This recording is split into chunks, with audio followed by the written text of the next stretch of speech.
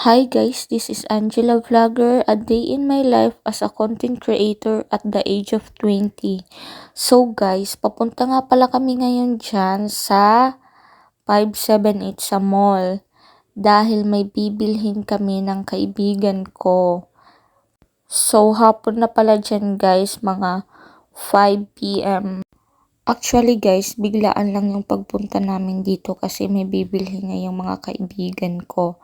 So ito nga pala yung mga kaibigan ko at saka sa likod ay si Kasasa at ang katabi ko naman dyan ay si Ate Vivian.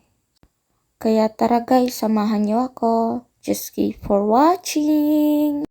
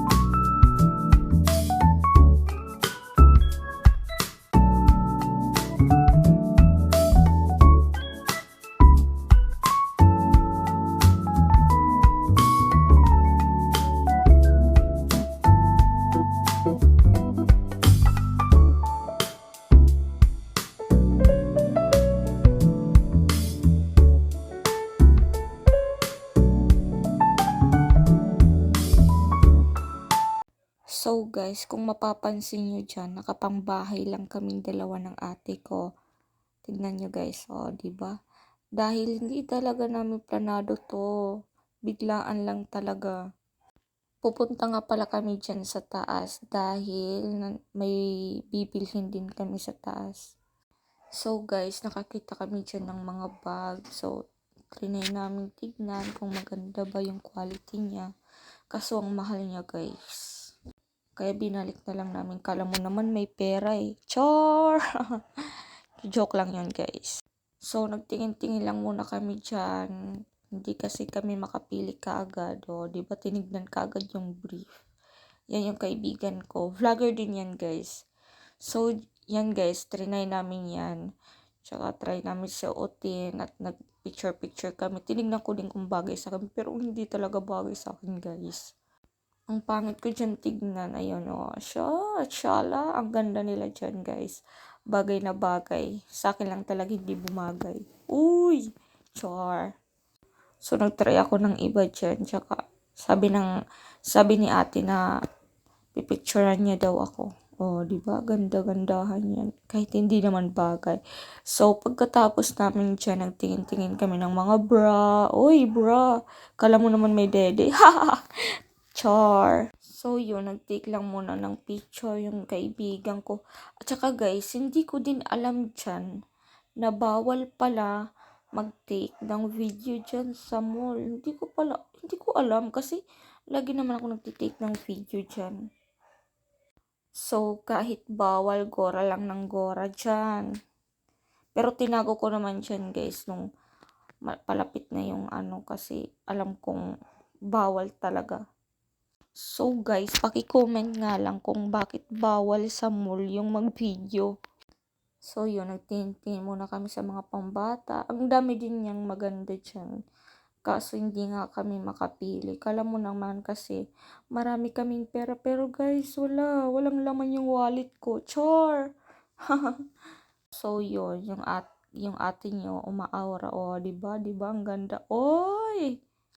Mga bago ko lang yung kaibigan.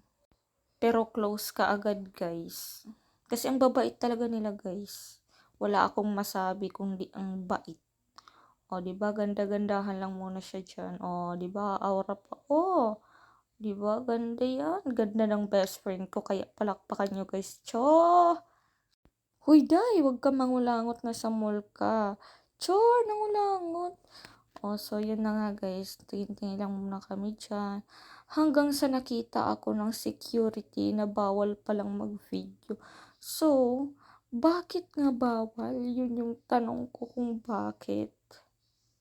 Sa tagal ko dito mag-video, sasabihin ako ng bawal. Pero guys, respect ko naman dyan guys. Tsaka, hindi naman dyan ako sinaway ng security guard. Yung nasa huli na yan guys. Kaya abangan nyo yung pagpunta sa akin ng security. Tsaka, sinabi niya na bawal daw mag-take ng video dito. Pero hindi ko alam kung bakit. So, tingin-tingin kami dyan ng tsinelas, yung pong bahay lang. Pero, hindi rin kami nakapili dyan guys. Kasi hindi rin namin nagusto yung tsinelas dyan guys, yung design hindi namin gusto. So, actually guys, dito din ako bumili ng tsinelas. Kaso, pag tagal-tagal, nakakapagod pala. Kasi nga, sobrang laki at bigat ng tsinelas na binili ko. Yung hinawakan ko kanina, yun yung binili ko. Sobrang bigat niya, nakakangalay. So, pumunta muna kami sa iba para tignan kung may magustuhan, ganun. Ang ganda na, in fairness guys, ang ganda, pero hindi ko talaga type. Iba yung type ko siya. Joke lang. Eme lang yun guys. Ayan o, yung sobrang ganda niya guys. Kaso hindi ako makapili. Sobrang mahal din. Mga nasa 200, like that. Kasi yung budget ko nasa 50 lang. Uy, 50. So, habang hindi pa kami makakapili dyan, yun, tingin-tingin na lang muna.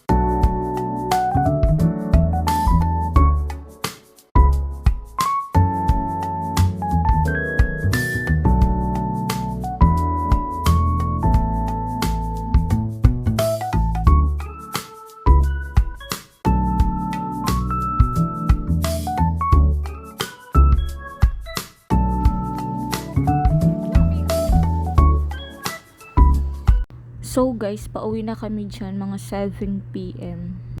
Sobrang ganda gumala dito guys, kasama yung mga kaibigan mo, boyfriend mo. Uy, boyfriend. So, yun, ganda-gandahan lang muna si ate nyo. Diba? Perfect. So, fast forward guys, sobrang layo talaga ng binahay namin papunta sa mall. Mga 10 minutes pag nakasakay ka ng tricycle, pero pag maglakad ka sobrang layo talaga mga dai. Di ba ang ganda niya. Save more. Di ba? McDo. Nakakamiss yung McDo guys, kasama yung mga barkada, kaibigan, family. Masaya sana kung may pera. Charis. Syempre, alam namang bibili ka na wala kang pera, di ba? Tanga mo talaga, te. Char. Sinabihan ba naman yung sarili? So, di ba binilisan ko na dyan guys kasi nga sobrang layo talaga. Halos hindi na kami makita niyan guys dahil sa sobrang dilim. Di ba?